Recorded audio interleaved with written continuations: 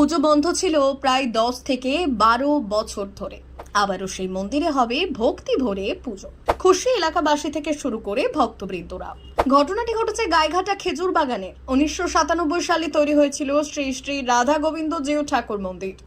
সেই থেকে 2012 সাল অবধি বেশ ভালোভাবেই চলছিল মন্দিরে পুজোর কাজ।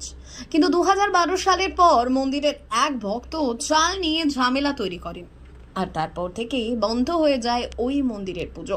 আমরা জ্ঞান হয়ে পর্যন্ত আমরা মন্দিরটা দেখি, কিন্তু আমরা আমাদের ঠাকুরদাদা বা বাবা যাদের কাছ থেকে শুনেছি যা এই মন্দিরটায় যে গোসাই মা গোসাই ছিলেন 1992 সালে গোসাই মারা যান। গোসাই মারা যাওয়ার পরে মা গোসাই 1997 সালে এই মন্দিরের যতটুকু সম্পত্তি আছে মন্দিরের নামে লিখে দিয়ে গেছে। ঠিক আছে, এইবার মন্দির সেভাবেই চলছে।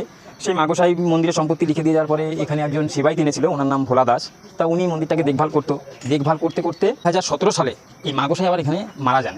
মা গোসাই 2017 সালে মারা গেলে 2018 সালে সেই ভোলা দাস যাকে সেবাইতে রাখা হয়েছিল সে সমস্ত সম্পত্তি নিজের নামে আত্মসাৎ করে ফেলেছে এগুলি, এবং তার ছেলে মেয়েদের নামও আত্মসাৎ করেছে। এবার যখনই এগুলি আমরা গ্রামবাসী জানতে পারার পরে আমরা এগুলি গ্রামবাসী মিলে সেই সম্পত্তি পুনরায় আবার মন্দিরের নামে ফিরিয়ে নিয়ে এসেছি। এসে মন্দিরে আসতাম, দেখতাম মন্দিরের কী হালচাল করেছে। আমি ক্যামেরাম্যানকে বলবো আমার মন্দিরের পজিশনটা একটু দেখানোর জন্য। ভীষণভাবে নোংরা করে রেখেছে, কিন্তু এখানে আমরা সবাই ছেলেপেলে মিলে আমরা আবার কাজকর্ম করে জায়গাটা পরিষ্কার করে আমরা পুনরায় আবার অনুষ্ঠান চালু করেছি, বা আগামী দিনে চালুও করবো। এই রানিং জ্যৈষ্ঠ মাসের 26, 27, 28 3 দিন একটা অনুষ্ঠান করবো বলে পরিকল্পনা করেছি। সেইভাবে প্রস্তুতি নিয়ে কাজ করবো। কত বছর অনুষ্ঠান বন্ধ ছিল? প্রায় 12-13 বছর অনুষ্ঠানটা বন্ধ ছিল। জায়গা জমি নিয়ে নানা কারণে এই মন্দিরের পুজো বন্ধ ছিল প্রায় 10 থেকে 12 বছর। খুশির খবর, আবারও সেই মন্দিরে হবে ভক্তি ভরে পুজো।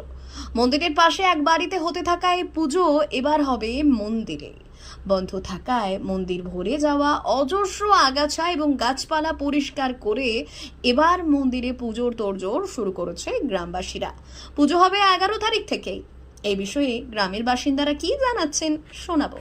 ধরো 2012 সালের পরের থেকে এরা আস্তে আস্তে মাগুসা যখন কাজকর্ম করতে পারতো না, খুব বয়স হয়েছিল, তখনই থেকে এরা সুযোগ পেয়ে গেছে মাগুসার উপরে এদের অত্যাচার, কি একটা এক্সট্রা অত্যাচার যেটা বলে সেটাই করে 2012 সালের পরের থেকেই একটা শুরু হয়ে গেছে যে জঙ্গল মন্দিরে কিছু করবো না এই সমস্ত। তখন আর মাগুসায়ের ক্ষমতা ছিল না আর কি। তখন আমরা কানে শুনতে পাই যে আমরা জানতাম যে মাগুসাই একটা মুখে শুনেছিলাম যে মাগুসাই মন্দিরের নামে জিউ ঠাকুর মন্দিরের নামে জমিগুলো 1997 সালে একটা দিয়ে গেছিল। হ্যাঁ, এইটা আমাদের বাড়িতেই ছিল দলিলটা। আমাদের সামনেই ওই মাগুসাই আমার সামনেই ওই দলিলের কথা বলেছিল আর কি। সেটা 97 সালে আর কি যখন করেছে। তারপর কীর্তনটা বন্ধ হওয়ার কারণে কীর্তনটা বন্ধ হয়েছিল প্রথম উনি নিজেই করতো, তারপরে গ্রামবাসী মিলে সবাই মিলে করতো। তারপরে একদিন আমরা হট করে ওরা কী কারণে বন্ধ করে দিতে জানি না, তারপরে আমরা দেখছি একাই করছে, আমাদের গ্রামবাসী কিছু বলেনি। তারপরে আমরা তৈরি করে আমরা অন্য পাশের বাড়িতে আমরাও শুরু করেছিলাম। তারপরে কয়েক বছর করার পরে উনি আবার বলছে যে ঠিক আছে আবার আমাদের মন্দিরেই